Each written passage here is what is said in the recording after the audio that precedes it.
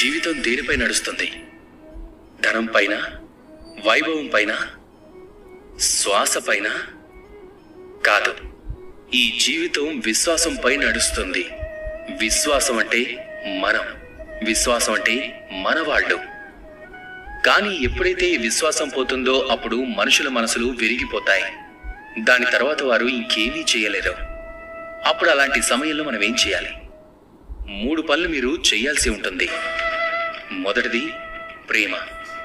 మిమ్మల్ని ఎవరు ప్రేమిస్తారో, మీరు ఎవరిని ప్రేమిస్తారో కారణం ఏదైనా కానీ క్షమించమని అడగడంలో ఏమాత్రమూ సంకోచించకూడదు.